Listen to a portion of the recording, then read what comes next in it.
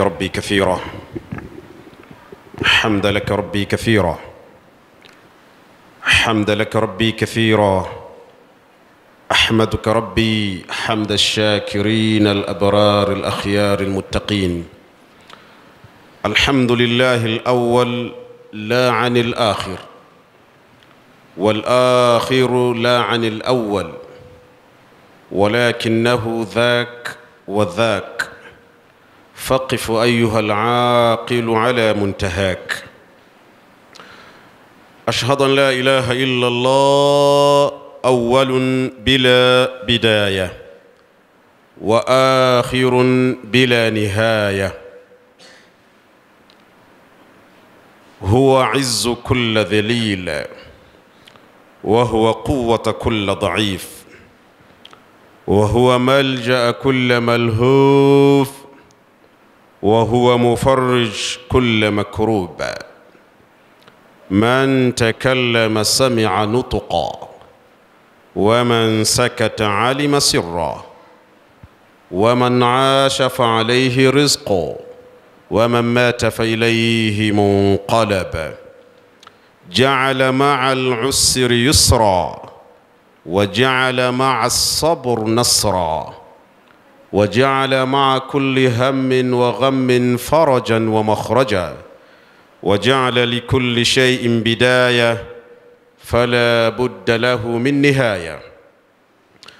أشهد أن سيدنا ونبينا محمد صلى الله عليه وسلم الذي صبر على البلاء وتحمل ضراء وعبد الله حتى توامرت قدماه، وعاش على فراش موته قائلا: إن للموت لسكرات.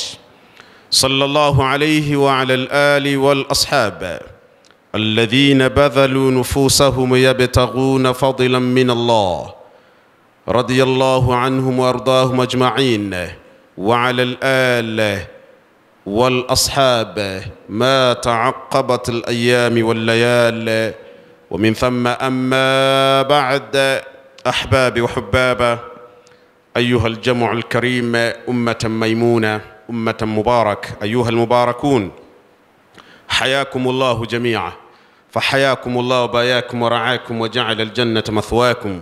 وخطبي الجمعة الأول الثاني من شهر ربيع الثاني أمامكم وقضيتكم.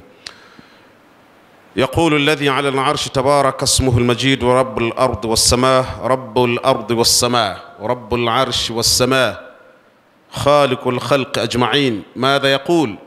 سيجعل الله بعد عسر يسرا. هذا ما انتهينا يا جماعة في الخطبة المنصرمة. سيجعل الله بعد العسر يسرا، ما انتهينا في الجمعة السابقة. ثم تحدثنا وغصنا وتأملنا من كلمة الله تبارك وتعالى من سورة يوسف آية 86، حيث يقول: رب الأرض والسماء إنما أشكو بثي وحزني إلى الله وأعلم من الله ما لا تعلمون. Waheshimiwa waumini wenzangu, baada ya shukurani za dhati kabisa kutoka ndani ya mioyo yetu kuzielekeza kwa Mwenyezi Mungu Tabaraka Ismuhul Majid, kuomba rehema na amani zimshukie mtukufu wa daraja mwombezi wetu na kipenzi chetu na mwokozi wa ulimwengu Muhammadun sallallahu alayhi wa alihi wasallam. Ahbabi wa hubaba, wapenzi waumini wenzangu, kwa taufiki na mapenzi yake Mwenyezi Mungu, leo ni tarikhi ya 10 ama 9 ya mwezi wa 4 kwenye kalenda ya Kiislamu. Leo mheshimiwa, ni tarikhi 10 ya mwezi Rabiul Thani, mwezi wa 4 mfungo 7 mwaka wa 44 baada ya 1400 Hijria. Huu ni mwaka wa Kiislamu, sawa kabisa na tarikhi ya 4 ya mwezi Novemba, mwezi wa 11 mwaka wa 22 baada ya 2000 ama baada ya 20. Waheshimiwa, mezani katika mimbari yetu hii tuna hutuba ambayo imekuwa inakuja kwa takriban majumaa kadhaa yaliyotangulia, na tumefika pahala kuna haja ya kusema mambo ambayo yanfa'u kulla wahida minna, mambo ambayo yatamsaidia, yatamfaa kila mmoja wetu. Na hunaka al-ayat al-adida al-mawruda wal-munazzala min sab'i samawat. Kuna lukuki wa aya na msururu wa aya nyingi kabisa ambazo zimo ndani ya Qur'an na zimeshushwa min fawqi sab'i samawat. Aya hizi zimeshuka kutoka katika mbingu ya saba kuja kwetu kwa ajili ya kupata mafundisho rasmi katika maisha yetu ya kila siku. Wasanu'ariduha ba'daha, tutazileta baadhi ya aya hizo chache sana kwenye hutuba zetu ambazo tulizonazo hapa. Hutuba ambayo tulionayo mezani, waheshimiwa waumini, ni hutuba ambayo tunaweza tukaipa majina unavyotaka. Ni hutuba ambayo ya kila mmoja ya kwake, yani kila mtu ni hutuba yako. Ni hutuba yamlikuhu kulla wahid minna. Ni hutuba ambayo kila mmoja ni yake, kutokana na mambo ambayo tunayoishi. Kila mtu ni hutuba yake, yani hii hutuba ni hutuba yangu mimi, au khatibu ama sheikh ama imam anaongea na mimi. Hii hutuba ipo katika sura hiyo. Ni hutuba kuntu, ni hutuba yenye afya, ni hutuba dawa, ni hutuba dawa. Hutuba ambayo kwa wale tuliokaa wiki iliyotangulia tuliona dalili kwamba kweli inaweza ikawa ni dawa, ikawa ni ufumbuzi, ikawa ni nini. Walana ma'al bidaya. Sasa ngoja kidogo tuianze hutuba hii kuweka kumbukumbu vizuri, hansad, kuweka kwenye kumbukumbu zetu vizuri. Ahbabi wa hubaba, ndugu zangu waheshimiwa waumini, kila wahida minna fi hadhihi al-aulama am fi hadhihi kurrat al-ard yurid an yatama'anna al-qalba. Kitu ambacho hatuna ubishi nacho ni kwamba kila mmoja kati yetu sisi na wengine wote waliopo hapa duniani, kila mmoja kati yetu, mimi na wewe na sote tuliopo katika mpira huu wa ardhi au mpira huu wa dunia, hii dunia, anapenda furaha, anapenda mambo mazuri, anapenda kuwa na moyo wenye utulivu, anapenda amani ya moyo na amani ya hali khalis. Kila mmoja anapenda mambo haya. Wa min al-muriha jidda wa min al-jamil jidda أن الله تبارك وتعالى وضع في هذا الأرض القوانين والسنن. Cha kufurahisha zaidi ndani ya dunia hii, ndani ya ulimwengu huu tunaoishi, Mwenyezi Mungu ameuweka kwenye utaratibu, ameuweka kwenye njia zake, ameuweka kwenye kanuni na sheria maalum. Na katika hizo sheria kinachofurahisha zaidi min hazihi alqawanin wa hazihi sunan min rabba, hizi kanuni na hizi sheria na utaratibu Mungu alioweka, la tatabaddal wala tatahawwal, yani lan tatabaddal abadan. Uzuri wa kanuni za Mungu, hazibadiliki, hakuna mabadiliko kwenye utaratibu wa Mungu. Sheria za Mungu huwa hazifanyiwi modification, hazifanyiwi marekebisho, hazifanyiwi kuitiwa bunge maalum kwamba kutokana na sasa na hivi na mwaka ule tubadilishe. Walan. Haipo hivyo, sio hivyo na haitokuwa hivyo katika sheria za Mwenyezi Mungu Tabaraka Ismuhu Majid. Hili ndio jambo. Wa hadhihi alqawanin ya tura wa ya marhaba akhwana wadaha Allah subhana munzu khalaqa الأرض والسماوات منذ بداية ila nihaya ila an yanfukha Israfil fi sur. Kanuni hii mabwana ni tangu Adam, tangu ulimwengu unaumbwa mpaka siku ambayo Israfil atapuliza baragumu kwa ajili ya kuisambaza hii dunia, kwa ajili ya kuiondoa dunia na kuanza maisha mengine kwa ajili ya kiyama. Hiyo ndio kanuni hivyo. Naomba mnielewe Waislamu na ndugu zangu mnaosikiliza hutuba hii, imekuwa ni sadaka kwenu kwa mara nyingi zaidi, ili kila pahala ambapo ulisahau au ambapo umepitiwa au ambapo haujaelewa basi uweze kuelewa. Mwenyezi Mungu amewekea kanuni ardhi, dunia hii tunaoishi. فالكل واحد منا يحتاج إلى عيشة هنيئا والسرور وراحة البال وانشراح الصدور.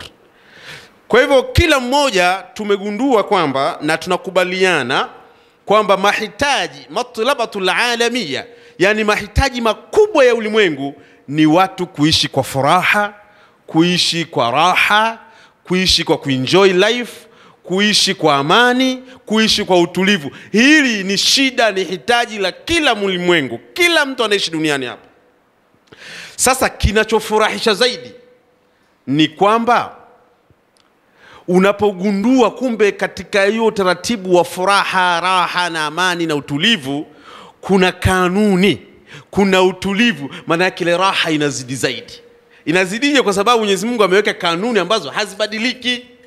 Kwa hiyo hazibadiliki kwa mtawala wala hazibadiliki kwa mtawaliwa, hazibadiliki kwa tajiri wala hazibadiliki kwa maskini, hazibadiliki kwa mwanamume ama kwa mwanamke, kwa mtoto, kwa mkubwa, kwa mtu hohehahe na mtu wa juu kabisa. Hii kanuni imesimama pale, haina upendeleo. Kanuni gani? Kanuni ambayo tumeitaja mara nyingi na leo tunakwenda kufichua asrarin adida walataif lam tasma. Leo tunakwenda kufichua siri za hiyo kanuni. Kanuni ambayo iko mezani, ambayo inamfurahisha kila mmoja, ambayo haibadiliki. Kanuni hiyo ni kwamba ashidda ya'ti ba'daha al-faraj wal-marad, ta'ti ba'daha al-afiyah wan-nur, ta'ti ba'daha adh-dhulma wal-'usr yatba'uha al-yusr. Hadha wa'du min Allah wa wa'du Allah la yukhlafa. Kanuni ambayo tunataka kuizungumza hapa na ambayo inamgusa kila mtu afurahi ni kwamba Mwenyezi Mungu ameweka kanuni, shida yoyote, piga mstari Sheikh, wala useme illa hajatan kadha wa kadha, la wa alf la, usiseme isipokuwa shida fulani, hapana. Shida yoyote, shiddatun ya'ti ba'daha al-faraj. Shida yoyote, kinachofuatia baada ya shida ni kuondoka hiyo shida, ni faraja. Shida yoyote, sasa itaje kwa jina lake. Iwe ni shida ya maradhi, kwa mfano unaumwa, kinachofuatia baada ya kuumwa ni afya. Hiyo ni kanuni imeweka tangu dunia Sheikh. Baada ya shida yoyote ya maradhi, kinachofuatia ni kupona, ni afya. Shida yoyote iwe ni kudaiwa, kitachofuatia baada ya kudaiwa ni wewe kutokudaiwa, ni kulipa madeni, ni kusamehewa. Ni hivyo, hakuna namna nyingine. Shida yoyote iwe ni giza nene litakavyokuwa nene, kinachofuatia baada ya giza nene ni mwanga, ni asubuhi, ni mchana. Giza yoyote mahama tala fala budda min tulu'i al-fajr, lazima alfajiri ije. Mtu yoyote ambaye ni mgumba atakapokuwa mgumba, kinachofuatia baada ya ugumba huwa ni mtoto. Baada ya kupita kufanyaje, utakavyojua tutawaambia baadaye unafanyaje ili mtu mgumba ni kupata mtoto, iwe mwanamume iwe mwanamke. Mtu yoyote asiyokuwa na kazi, ana ndoto za kuwa na kazi, hana kazi, basi ajue kitachofuatia baada ya kutokuwa na kazi yeye ni kuwa na kazi. Mtu yoyote mwenye mambo yoyote ambao ni shida kwake, ni matatizo, yawe ya kifamilia, yawe ya kindoa, whatever the case man, vyovyote takavyokuwa, kinachofuatia ni utatuzi, ni faraja, ni kuondoka lile tatizo. هذا يا ترى ويا مرحبا اخوانا احبابي وحبابا اخ الحبيب اللبيب المحبوب. Hili jamani nalikariri kwa kifua kipana, kwa mdomo uliojaa kabisa maneno, wala hakuna shida. Lesh ya hadha, lesh ya imam, lesh taqulu hadha, kwa nini unasema hivyo imamu khatib? Min aina wajada hadha, min aina wajadta hadha, umeyapata wapi haya maneno, unayatoa wapi? Wallahi hadha alkalam kulaimatu raqiqatan raqraqa ruqaiqat, hutu maneno tuzuri, haya maneno tiba, haya almunazzal, ni maneno yaliyoshushwa na Mwenyezi Mungu tabaraka ismuhu almajid min fawqi sab'i samawat. Maneno haya ni maneno ambayo Mwenyezi Mungu ameyashusha kutoka mbingu ya saba. Madha yaqulu rabbul ardi was samaa alhaq subhanahu. Mwenyezi Mungu anasemaje? Sayaj'alu Allahu ba'da usri yusra. Sayaj'alu Allahu, walaysa sawfa yaj'alu Allahu, la wa alf la, bal sayaj'alu Allahu ba'da usri yusra. Haya maneno ni ya Mwenyezi Mungu tabaraka ismuhu almajid. Anasemaje Mwenyezi Mungu? Anasema hivi, kwenye Kiarabu limetumika saa, imetumika saa, sinu, imetumika sinu lilqarib wa laysa sawfa lilba'id. Kilichotumika kwenye lugha ya hii aya ni herufi ambayo inaonesha tatizo ni hivi karibuni, ni hivi punde, muda mchache kutoka sasa hivi tatizo lako linakwisha. Tatizo lako muda mfupi kutoka sasa hivi, hilo tatizo ulionalo limekwisha. Count it done, count it done, yani hesabu kwamba hilo tayari limekwisha. Sayaj'alu Allahu ba'da usri yusra, sio saufa yaj'alu Allah. Maana ingetumika saufa, maana huenda huko mbele Mwenyezi Mungu ataweka wepesi, huenda. La, Mungu amesema sasa hivi, sasa hivi, muda mchache kutoka sasa hivi mambo yako yatakamilika. Sasa basi, mpaka hapo nafikiri nimewaandaa kwamba shida yoyote, haja yoyote, matatizo yoyote yanompitia binadamu yatakuja na kuondoka.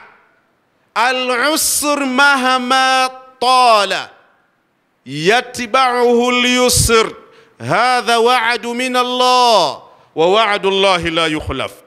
Uzito wowote, ugumu wowote, kuharibikiwa kokote, kunafuatiwa na neema, kunafuatiwa na kutengemaa, kunafuatiwa na wepesi, kunafuatiwa na furaha, kunafuatiwa na faraja, kunafuatiwa na kitu kizuri. Kwa hii ni nini? Hii ni ahadi ya Mungu, sio ahadi ya kiongozi, ahadi ya tajiri, ahadi ya mtu maarufu, ahadi ya mtu mwenye nguvu, ahadi ya mganga, ahadi ya mchawi. La, sio ahadi ya watu hao. Hadha wa'du min Allah, hii ni ahadi ya Mungu. Wa wa'du Allahi la yukhlaf, ahadi ya Mungu haipindi, ahadi ya Mungu haibadiliki. Mungu sio kigeugeu. Shida yetu zimekwisha. Hunaka namadhaj, hunaka namadhaj, hunaka al-amsila, hunaka al-amsila. Tusome kwanza mifano kabla tujajua kwamba tuna tatizo linatatukaje.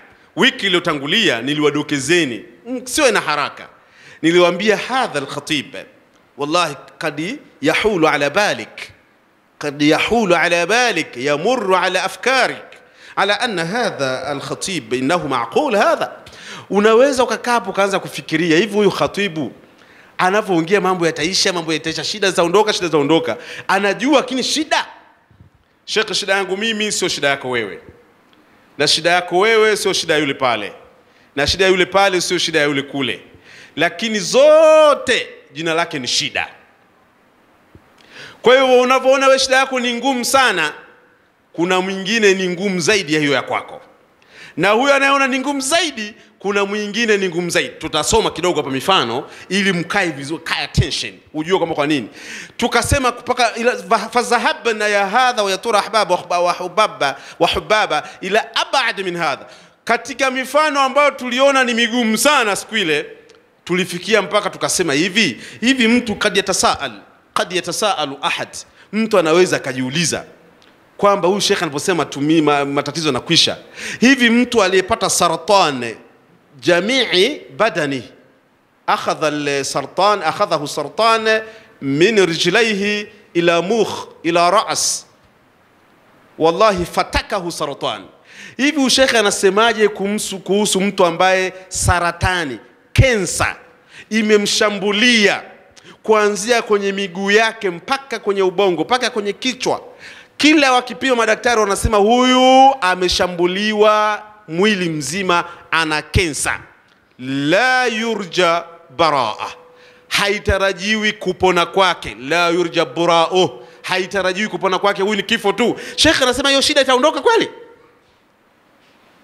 Sheikh anaposema kwamba kila baada ya maradhi ni afya, Mungu wa'adu min Allah wa wa'adu Allah la yukhlaf, sajil Allah, kweli? Haya, mtu ka paralyze, ka stroke, mtu amepata kiharusi kimempiga upande mzima wa kulia ama upande wa kusoto kama ilivyo maarufu, ama kimempiga katikati ya kiuno kushuka chini, ama mtu ana matatizo sijui kwenye kichwa, kwenye macho, ama kwenye wapi, popote alivyo ana matatizo yake, kwenye moyo ana matatizo sijui kwenye figo zimepata sijui zimejaa maini sijui yameingia vitu gani.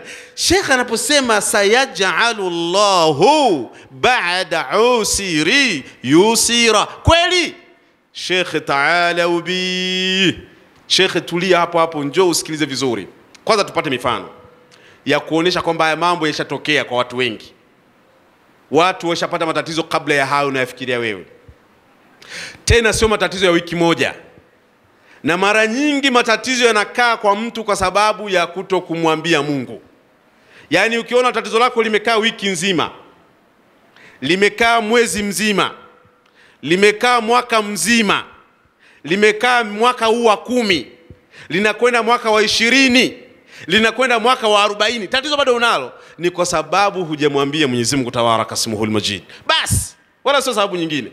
Sio kurogwa, sio kususwiwa, sio kutelekezwa, sio watu hawezi. La, ni kwa sababu lam tualliq qalbaka billah, ni kwa sababu hujamngangania Mwenyezi Mungu Tabaraka Ismuhul Majid. Mifano tunayo shekhe. Tunaanza na mfano wa kwanza maarufu fi London wal Qahira. Mfano wa kwanza ni wa Nabiullahi Yusuf alayhi salatu wassalam. Huyu ni nabii wa Mwenyezi Mungu Tabaraka Ismuhul Majid. Matatizo yalimkutaniza kila matatizo. Matatizo ya kuchukiwa, matatizo ya kupikiwa majungu, matatizo ya kutakiwa ukufa kabisa auawe, matatizo ya kutafutiwa kwamba labda aingie kwenye zinaa afumaniwe, matatizo adidi la akhir, mpaka mwisho wa hisabu matatizo. Yusuf alayhi salatu wassalam kafanyiwa haya na ndugu zake wa kuzaliwa, baba mmoja tena wakubwa, watu wa kumsaidia ndio waliomgeuka wakamfanya matatizo. Lakini madha kana akhir hadhihi alqissa asharifa almubaraka? Nyie wote mnajua mwisho wa kisa cha Yusuf. Yusuf alikuwa nani? Matatizo yalimganda mpaka mwisho. Yusuf alikuwa mpaka mwisho. Wote mnajua kwamba Yusuf nini kilitokea baada ya matatizo. Yusuf aliingia gerezani. Kaingia gerezani. Alipoingia gerezani, mle gerezani akafanya jambo ambalo si zuri sana kidogo. Nalo jambo hilo likampelekea akakaa gerezani miaka 7. Miaka 7 akakaa gerezani. Kwa sababu gani? Ilikuwa Yusuf aingia subhi gerezani, siku ya pili ya tatu atoke. Kwa sababu tatizo Mungu asema sayaj'alu Allahu ba'da al-usri yusra. Yani tatizo hataki kukaa sana, natakiwa liondoke. Ila ukimkabidhi Mungu, ukiwakabidhi watu, tatizo litakuganda.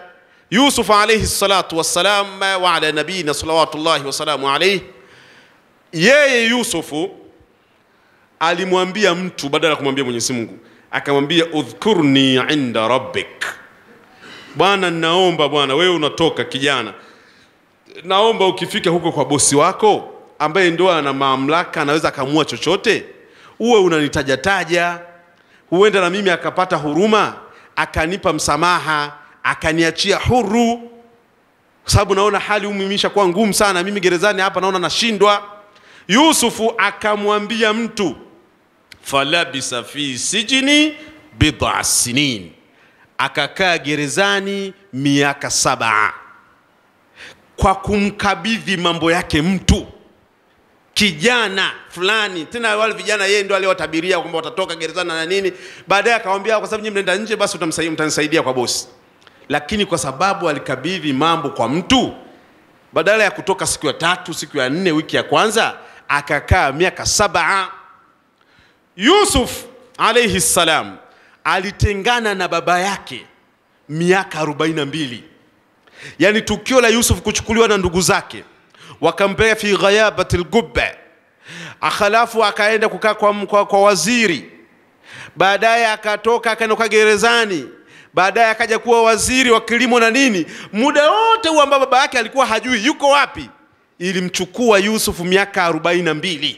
Miaka 42, yani kama umri wangu mimi hapa, umri wangu mimi miaka 42 tangu ameshana baba yake. Kwa nini alikaa muda wote huo? Kwa nini hakurudi mapema? Kwa sababu baba yake alikuwa bado anawalalamikia watu, alikuwa bado anawashtakia watu.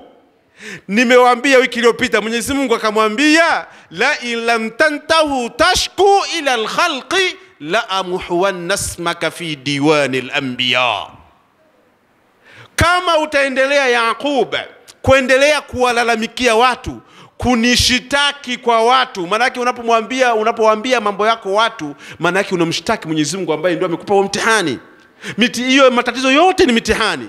Unapokuwa badala ya kumwambia Mwenyezi Mungu aliyokuletea tatizo, unawaambia watu, maana yake la tashkuwanna ila ban adama fa innama dhaqa alwaqti tashku arrahimu ila alladhi la yurham. Wamekataza wataalamu kwamba usimshtaki Mungu kwa viumbe, kwa sababu unamshtaki mwenye upole kwa wale ambao wasiokuwa na upole, unamshtaki mwenye kuhuruma kwa wasiokuwa na huruma. Yani Mungu unapokuwa unawaambia watu, kwa mfano wewe ni mgonjwa, akiingia mtu kukujua hali, Assalamu alaykum wa alaykum assalam wa rahmatullahi wa barakatuh, hali yako vipi? Bwana hali yangu bwana, hii homa shekhe, yani hii homa yangu shekhe, safari hata sielewi shekhe, wallahi hata kusimama nashindwa, kula sili shekhe, usingizi sipati, yani shekhe imekuwa kwa kweli homa. Madaktari wamesema kwamba sijui kwamba kuna kipimo fulani, kesho ndio watakipima, afu majibu yatatoka kesho kutwa. Yani kwa ujumla shekhe niko hoi sana, hii homa shekhe imenikomesha, hii homa wallahi sijui. Shekhe umeifanya homa iendelee kuwepo, kwa sababu unamwambia mtu ambaye hawezi kuondoa homa. Unamwambia mtu, unalalamika kwamba aliyeleta homa amekuletea matatizo, kwamba usimami, huli, nini, ulali, ufanyaje. Kwa hivyo unamshtaki Mwenyezi Mungu kwa kiumbe mwenzio. La tashkuwanna shakwaka illa ban adam fa inna mahina dhaka tashkur rahim ila alladhi la yurham. Unamshtaki Mwenyezi Mungu kwa mtu ambaye hana huruma. Kwa hivyo waheshimiwa waumini, Nabii Yaqub alayhi salam aliambiwa na Mwenyezi Mungu, kama utaendelea kuwalalamikia watu, mimi nitakufuta jina lako kwenye orodha ya manabii. Wewe umo kwenye orodha ya manabii, wewe ni mfano wa kuigwa, wewe unatakiwa ndio utoe mfano, wewe unatakiwa ndio unijue vizuri, wewe ndio unanifahamu vizuri, wewe nini. Leo umekuwa akija mtu, jamani mmeona mtoto wangu wapi? Mtoto wangu yule mkubwa na yule mdogo wamepotea muda mrefu, hamjawaona huko mlikotoka. Akija, njoo bwana, una utaalamu wote, labda kusaidia nimpate watoto wangu wamepotea muda mrefu. Akija mtu bwana, yani kila mtu akija unamwambia. Sasa ukiendelea hivyo Yakubu, nafuta jina lako kwenye manabii, kwenye jina la manabii, kwenye daftari la manabii, fi diwan al-anbiya. Yaqub madha qala? Mabwana, sasa hapo, kama wewe ni msoma Qur'ani mzuri, kama unapitia Qur'ani mara kwa mara, jaribu isome aya hii, thumma ta'ammal ma fiha waghsi, piga mbizi kwenye hii aya, chungulia vizuri, chunguza mambo, tafakari vizuri sana kwenye aya hii. Yaqub madha qala? Alisemaje? innama kafu al-makfuf, innama ashku bathi wa huzni ila Allah, innama ashku bathi wa huzni ila Allah. Kwa hakika mimi nashtaki, napeleka kesi yangu, malalamiko yangu, na shida zangu, na unyonge wangu, na huzuni zangu ila Allah. Namwambia Mwenyezi Mungu. Wale watoto wakasema huyu baba bana mtu wa ajabu sana, amejifanya sasa baadaye ombe msaada kwa watu wenye uwezo, wafalme, watu gani labda na nini. Kwanza hawezi kumpata wenyewe, wanajua alishakufa, wanajua alishapotea, walishamuua kwenye lile nini. Wakasema hata ufanye, wakamcheka yule mzee. Wakasema wa a'lamu minallahi ma la ta'lamun, mimi ninajua kuhusu Mungu na uwezo wake na khiari zake na maamuzi yake kuliko mnavyojua nyinyi. Nyinyi hamjui chochote kuhusu Mwenyezi Mungu. Mimi namwambia Mwenyezi Mungu na Mungu atanijibu shida zangu. Waheshimiwa waumini, hili jambo lilifanyika miaka 40. Yani na Yakub alikumbuka kusema maneno haya kumlalamikia Mwenyezi Mungu miaka 42 baadaye. Na aliposema maneno haya, Yusuf na Benjamin wale wote watoto wake walirudi, akawaona akiwa hai, akiwa mzima, na wao wakiwa wazima, tena wakiwa mshakuwa watu wakubwa, na Yusuf akiwa waziri mkubwa mtegemewa wa masala ya chakula katika ardhi ya Misri. Hili lilifanyika baada ya kurudisha kwa Mwenyezi Mungu Tabaraka Ismuhul Majid. Kwa hivyo mtakapokuwa mkisema kwamba sio shalal kuparalyze ama sio stroke, saratani, ama kufungwa sio gerezani, ama kufukuzwa kwenye cheo fulani, ama hivi vitu haviwezekani tena, Sheikh jifunze kwenye aya hii ambayo miaka 42 baadaye Mwenyezi Mungu analifanya jambo lilikuwa rahisi kabisa, inna ma'al usri yusra. Ukhtim, ngoja nimalize hutuba yangu ya kwanza kwa kisa kingine. Kama utakuwa hujaelewa, basi huko tunakokwenda hutoelewa. Tukutane hutuba ya pili kwa muda ulivyobaki, ili tumalizie qissatan thania, ili kikuandae tunaposema kwamba kila shida ina ufumbuzi wake na kila tatizo lina namna ya kutoka. Maradhi yoyote yana namna yake, na tutaorodhesha mwisho kabisa wa hutuba hizi anwa'i 7 ila 10, zaidi ya namna 7 ama 10 ambazo zinakuonesha kwamba tatizo lako hapo limekwisha. Tatizo lako hapo limetatuka. Jambo lako hapo safi. Shida yako hapo sasa alhamdulillah. Utaona zaidi ya namna 7 ila 10 ila 10 mpaka 10 kwamba ala kumbe ni hivi.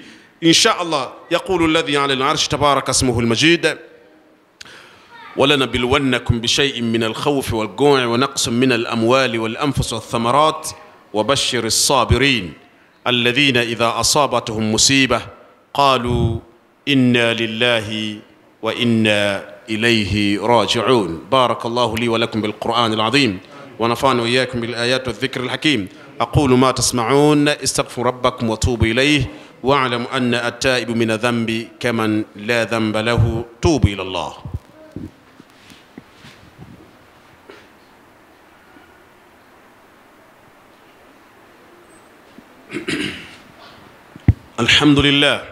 الحمد لله الذي جعلنا من أهل السنة، والصلاة والسلام على من أرسل إكمال المنة، وعلى آله وصحبه الذين حبهم واتباعهم لنا جنة، ومن ثم أما بعد.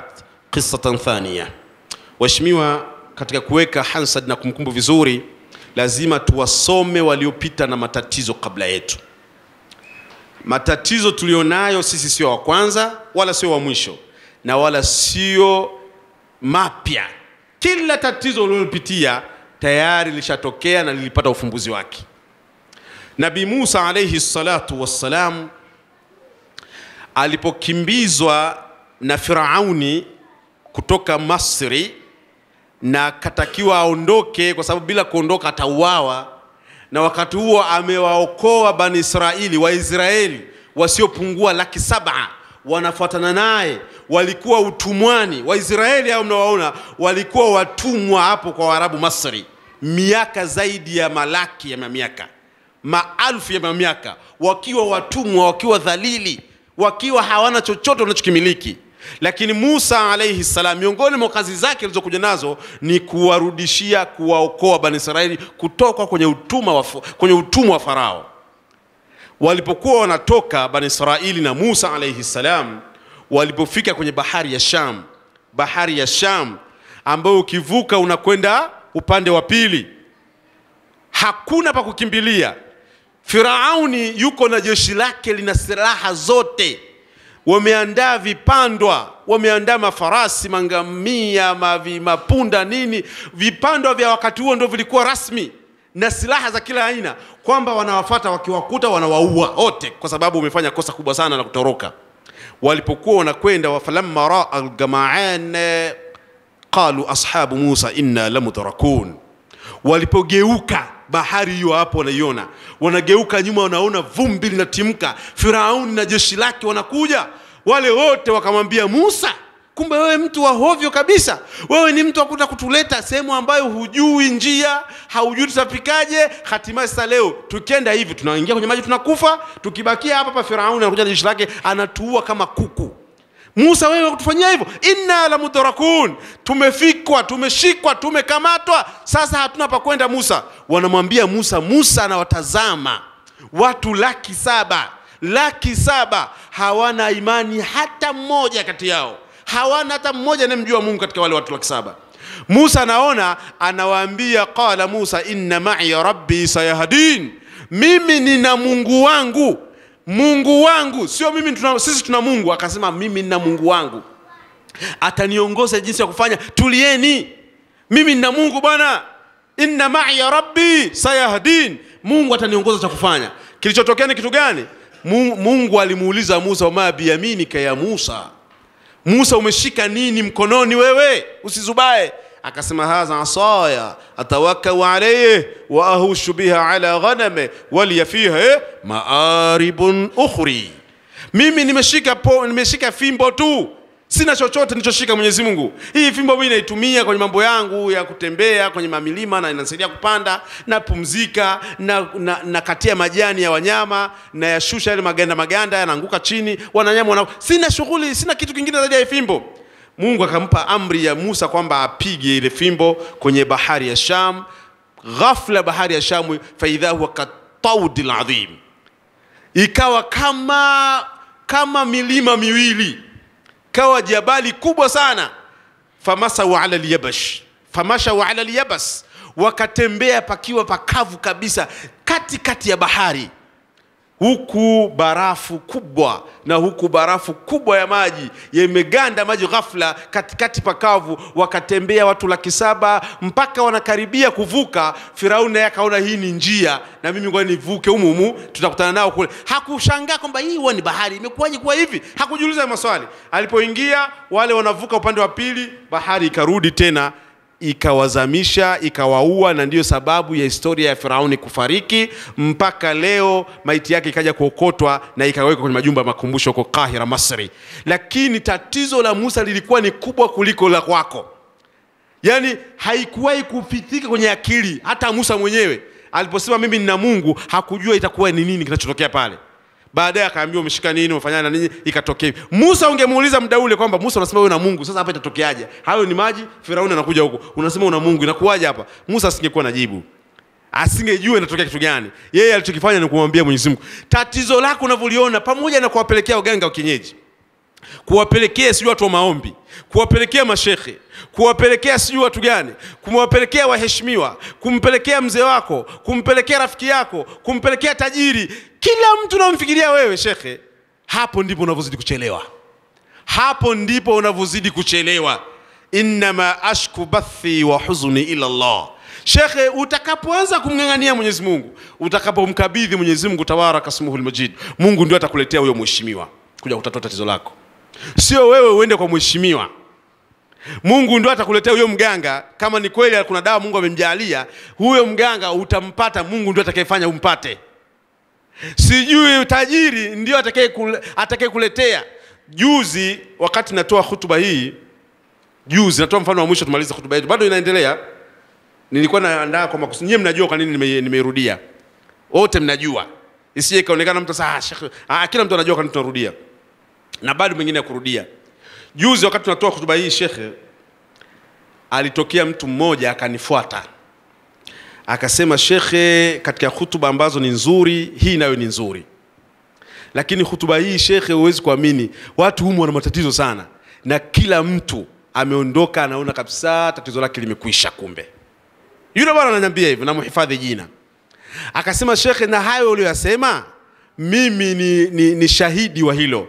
Wenyewe wanasemaga shuhuda sijui. Sasa mimi ni shahidi wa hilo. Yani kila tatizo linapotokea shekhe, ni kweli faraja inakuja. Kila tatizo linapotokea kweli shekhe, ni faraja, mtu umkabidhi Mwenyezi Mungu. Mimi sina ubishi na hilo. Yeye akatoa mfano wake, na ni mfano mzuri sana. Yeye anasema kwamba kuna siku moja alikuwa amepanga bajeti zake za matumizi, yani akaweka shilingi 5,000, I think 5,000 au ilikuwa 2,000 kitu kama hivyo. Akasema, hii mimi nakwenda kununua kitu fulani sokoni, nampelekea mke wangu nyumbani. Akaiweka pembeni. Halafu na hela zingine za kawaida za budget yake akaziweka sehemu nyingine. Kachukua usafiri, kaenda mpaka kule sokoni. Kafika sokoni, anachukua vile vitu, anaweka kwenye kapu, anaweka kwenye mfuko. Mara anashika ile 2,000, haioni Sheikh. 2,000 imeenda wapi? Kila akifikiria akajua hii itakuwa imedondoka wakati nakuja, nilikuwa nimeweka vibaya. Yani 2,000, anasema ilimuuma ile 2,000. Yani alikuwa ameshapanga budget kwamba ile ndio inamaliza siku, imekuwa tena hamna tena, bidii atoe tena hela nyingine ambayo shaiweka kwingine aweze kununua mahitaji yake. Akaumia sana kwa kweli, yani ilimtia unyonge kwa sababu uchumi wake ni mgumu sana.